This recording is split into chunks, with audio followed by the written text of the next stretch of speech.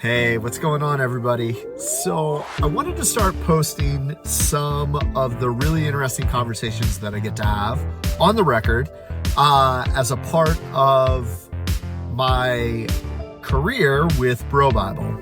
Every week we get a ton of different places that, want us to do interviews with people and give a little publicity to something kind of cool and cultural in the world. We have a pretty big footprint as a publisher. So it helps kind of get information out there about whether it's a show or an advertising campaign or some kind of, influencer, celebrity, etc.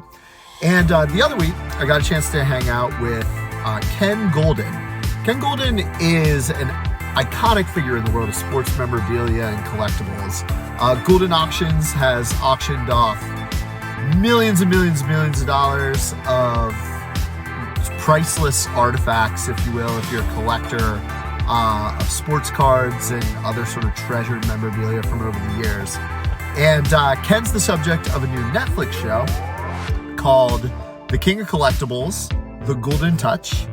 And he was in Los Angeles to kind of do a press day and show off his collection. And he was doing a special auction called the Golden 100, and had some really, really, really cool stuff. He had Jordan's flu game shoes, which were autographed and signed. Really, really cool. He also had Jordan's 1992 Dream Team uniform and sneakers that were signed. Interestingly enough, he kind of tells a story about how Karl Malone just asked Jordan for them after they played Lithuania. Also had Magic Johnson's Dream Team jersey. Had some really cool LeBron stuff. Kobe's last NBA Finals championship jersey. Just a mind-blowing collection. So we had a really cool conversation about the basically his business, his career, and his passion as one of the leading authorities in sports collectibles. So I'm going to play that for you here.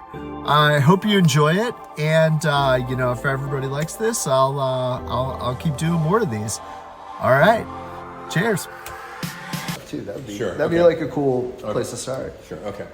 So this is all about the special auction we're doing called the Golden 100. An idea I came up with, which is the 100 best collectibles I can possibly get, not just sports that we're famous for, but entertainment, rock and roll, comic books, historical, anything really cool. So this is 2018 LeBron James game used NBA Finals jersey. Yes. And this is the last championship that Kobe won, 2010. So this is game used NBA Finals, and all the stuff I'm showing you, the jerseys, they're not only authenticated, they're photo matched. Do you know what that means? Yeah. Against. Yeah, exactly. Okay.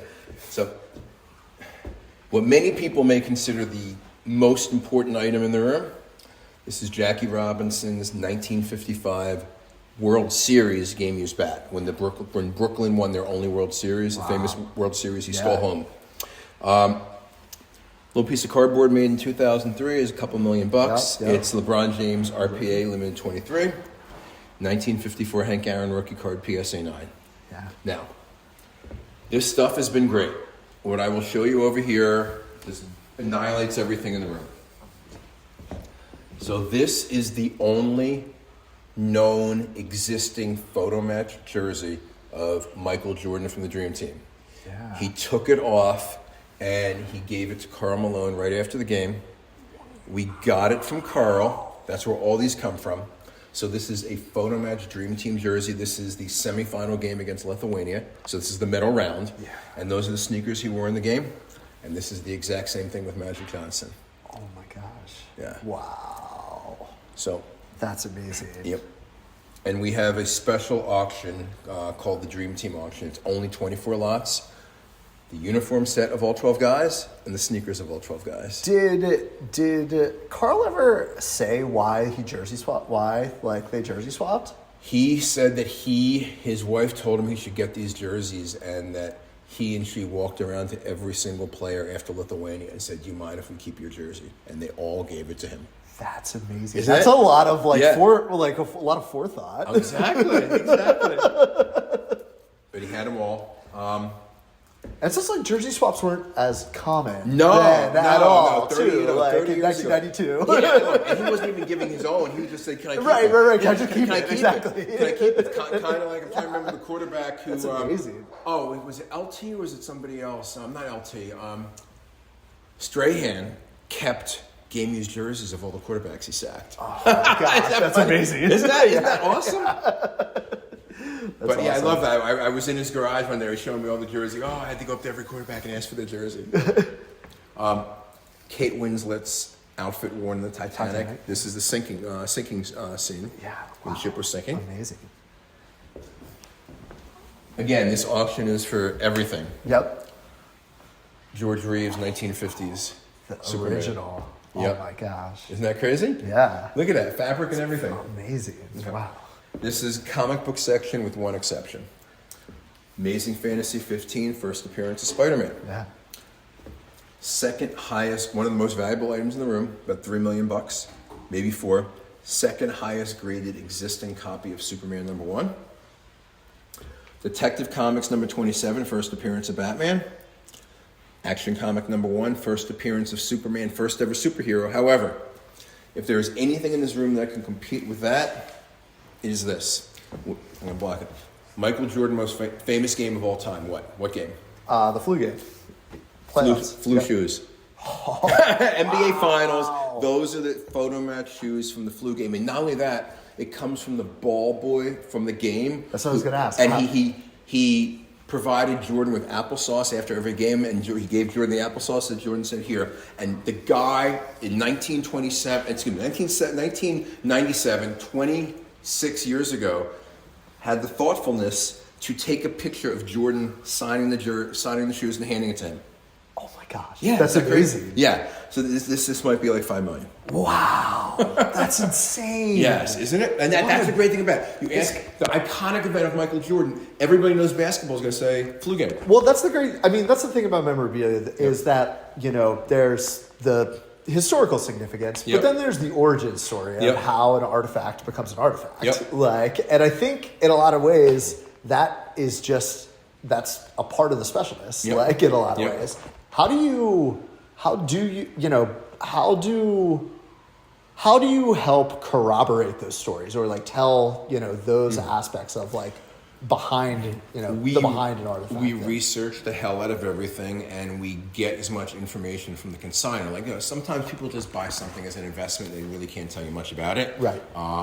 Other times, like this, you have the letter from the ball boy that goes into great detail. That I used to take care of Mr. Jordan. I did this, I did that. I made him feel at home in Utah, and after every game, he had his applesauce. Yeah, that's amazing. That's amazing. We can sit down if you want. Sure. Yeah. I don't mean to. I really appreciate the guided walkthrough though. I'd love it if you could kind of talk me through the show, Sure. for a good kind of starting point. I'm kind of curious. You've got to talk to so many people over the years on what their dream, thing to own is and stuff like that. I just love to hear your insight on it after the fact. Sure. I mean, so I've been doing this my whole life. Yeah. So the show is really bringing people into what I do on a daily basis. Literally every single day, there is something either cool that's being brought to me or somebody contacts me that wants something. And the show takes you through, okay, this is a big item. How do we get it? How do we find out about it? How do we locate where it is? Whether, it's a big trading card that, somebody's going to be pulling. We want to be the ones to get it, or whether it is something like the Dream Team collection, which is actually episode 6 in the show. But it really the show itself is to me, it's all about the chase. It's about the passion. It's about, yes, we're selling things for $1 million plus in the show. We're selling things for $2 million, but it's all about every single item has a story. how did the person get that item? Where did the item come from?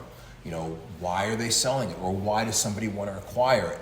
And I personally think that when people see the show, I think that grandparents are going to get a lot more visits from their family, which will be pleasant, you know, but I think that people are going to go rummaging through attics and rummaging through basements trying to find, okay, did my grandparents collect anything? Did my parents save my baseball cards? Did, you know, anything else like that? Because it's just really fascinating, and the show is really across spectrum because you have ordinary people that either find out they own something valuable that they've had for 15, 20 years, or get something valuable unexpectedly, like open up a pack of cards and get the rare one of one, and the money's going to change their life. Mm-hmm. Then you've got people like, you know, Joe Montana. You've got people like Malone with the Dream Team. You have somebody like Mike Tyson.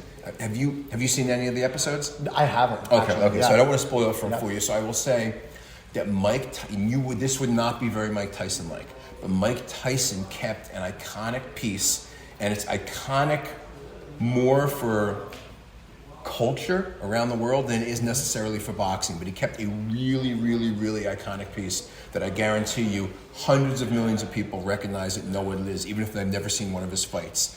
And he brings it to me to auction it for him. Yeah. You know, Ric Flair had, we had a robe, and had Ric Flair come in and say, is this, because his robes are very elaborate. So it's a real cross section of individual collectors. And then we've got these, these collectors out there who have just saved stuff their entire life. And then there's an episode there with one guy who is probably the greatest memorabilia collection of all time that exists in the world. His collection's easily well over $100 million. I'm sitting there trying to negotiate to get some things from him. So it's a great cross section about ordinary people, athletes and celebrities, as well as collectors. And the show is really, I think it's exciting. I think it's fast paced. And I also think that people are going to find stuff in there that they just never thought could be valuable. Like, I think it's episode 1. We're selling on behalf of the barber, the former White House barber, who from the 60s and 70s, he would save clippings of the president's hair. Wow. So he's got amazing. like JFK's hair and Richard Nixon's hair and all this stuff like that. And it's kind of a little funny to see, like, why would people collect it? Because you never know what people are going to collect, and it's endless amount of stories, and there's endless amount of things out there that can be valuable. Do you have any? It doesn't necessarily have to be from the show, but do you have any good stories specifically of anyone that really has, like, kind of stumbled into a gold mine that they didn't really realize was a memorabilia gold mine?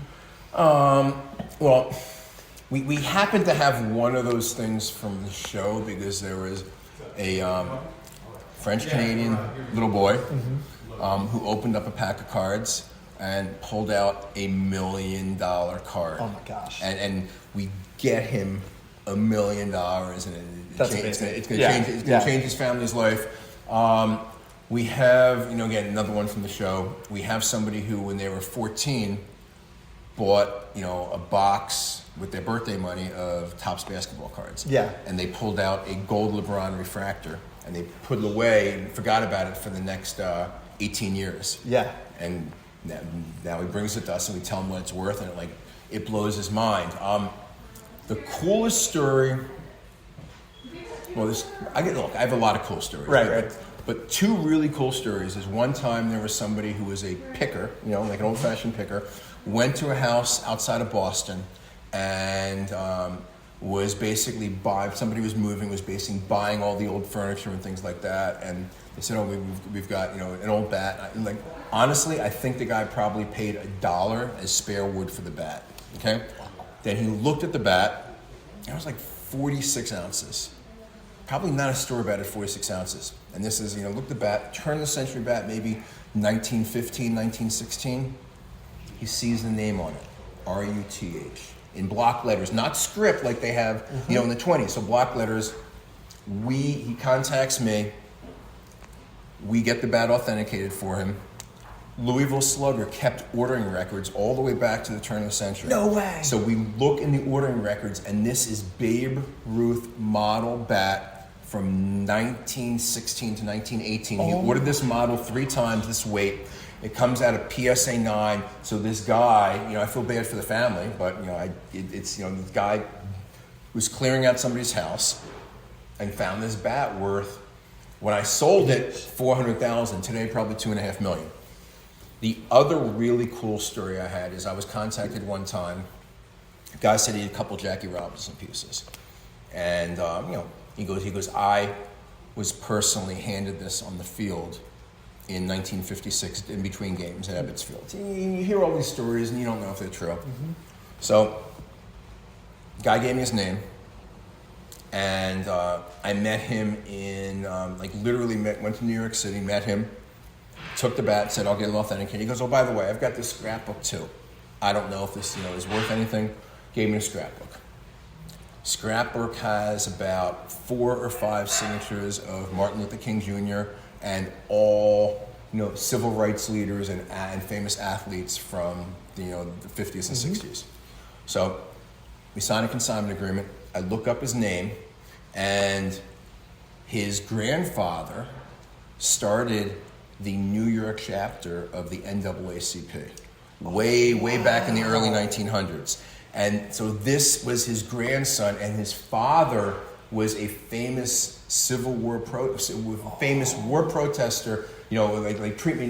rights protester in the 1940s, because he fought for the country in World War II, and then he got famous because he was, before it was a thing, publicly criticizing the treatment, that they're treated equally in war, and then they come back and they're not. So I said, yeah, this is a guy, and I guess all these people went to his father's house and his grandfather's house to visit him. That's how he saved all these autographs. So it turned out that this bat was game used by Jackie Robinson. We were able to date it to 1956. So it's, to me, I'm never going to meet somebody who personally got this autograph from Babe Ruth, or personally, got this on him. But to meet somebody who personally knew Jackie Robinson and got his game-used bat on the field at Ebbets Field in between games of a doubleheader, that was one of the greatest stories. That's absolutely amazing. I think it's really interesting because the business that you've built, you're so acclaimed now, and really a premier auction house for this kind of memorabilia. I'm curious if you have a unicorn or a white whale that you haven't. I mean, I know it's not necessarily about ownership for you, but there is the thing out there that hasn't come in your purview yet. I'm a baseball first, basketball second guy as far as memorabilia goes. Baseball has the most history. Statistics are pure, and they've been making baseball cards since the 1860s. So for me, I do not think I will ever find either of these two. One of them is very, very obscure, but I'll tell you the two. First is I would love to look. And obviously, I'd love to own both of them. They both would have such ridiculous price tags. I wouldn't be able to. The guy would probably want to sell them anyway. Right. But one would be an authentic game-used jersey from Babe Ruth as a member of the Boston Red Sox. Ooh. Because how many? When he's a rookie, how many can those? When he's a pitcher, when he was the first Shohei Ohtani. The second one to me would be the single coolest item if anybody ever saved it in their life. 1919, Chicago Black Sox. Joe Jackson did sign a confession. It was stolen from the Chicago Police Department. Did anybody keep that signed confession of Joe Jackson? That was the whole story. That's why they were found innocent. He signed a confession that, yes, I took money and blah, blah, blah. But when it came to trial, they did not have the document. It disappeared from the inventory room. Did anybody keep that document? Is it sitting anywhere? Is it there? Where is it? I love that. That would be to me the greatest find I ever make. That's absolutely incredible. And then I guess just as another thing, the memorabilia business kind of is very forward thinking. It has to be forward thinking. Yep. If you were to take where kind of culture is right now and look 50 years from now, What do you think? Like we're going to. What do you think the prize, like the memorabilia collectors of 50 years from now, will really be cherishing? Well, an interesting thing that's been happening is people have been paying big money for sealed first generation iPhones. Yeah, like we saw one for like $40,000. You know, factory sealed, original sealed, first generation iPhone. Yeah. So I felt, look, sports collectibles are always going to be great. I think music, entertainment, rock and roll, that stuff. People are going to want. They're going to want a Van Halen, concert used guitar, right? Yeah. They're going to want something from Springsteen. I know the guy who owns the Born in the USA. Is it flannel? Is it Jim Irsay? Huh? Is it Jim No, Irsay? he does not. No. Jim owns a lot. Jim's bought quite a few items from me. But you have to think of things, okay, what is really popular today that, if sealed, if in original perfect condition, would be very valuable. Yeah. And somebody who, like one of the things that's becoming, look, again, I think sports stuff is always going to be great. Any significant moment, any significant used item is always going to be terrific. But, people are starting to grade vinyl records. Mm-hmm. Is that going to be a small market, similar to baseball cards where you put them in a slab and all of a sudden they're worth more money? People are, buying and selling video games that have been graded, like sealed original video games, like the old Nintendo cartridges and things like that. So, who knows what's going to be popular? I know look, sports, music, and entertainment are always a great bet. Beyond that, you never know what's going to excite somebody. Man, that's awesome. This was